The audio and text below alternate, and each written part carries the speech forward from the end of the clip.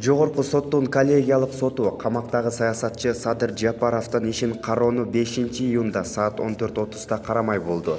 Буга ишти карай турган 3 соттун бири ооруп келбей калганы себеп болду.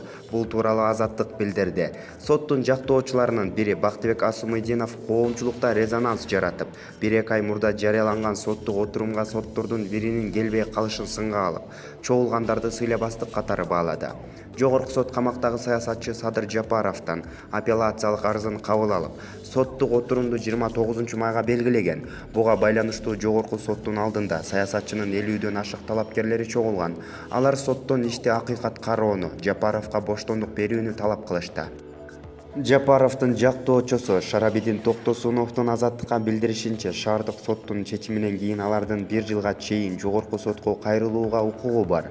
Жаңы президент келгенден кийин сот акыйкат карайт деген үмүт пайда болуп, эми гана даттанышкан.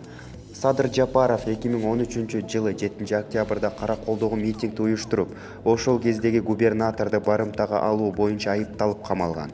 Бишкектин 1-май райондук соту былтыр 2-августта Жапаровду кылмыш жаза кодексинин 227-беренеси бийлик өкүлүн барымтага алуу боюнча күнөөлүү деп таап 11 жылга 6 айга күчөтүлгөн тартиптеги абакка кесилген. Ошол эле жылы 17-сентябрда Бишкек шаардык соту бул чечимди күчүндө калтырган. Саясатчы Садыр Жапаров муну бийликтин куугунтугу катары баалап, соттор саясий буйрутманы аткарып жатышат деп билдирген. Булак Назар Ньюс чекиткейчи.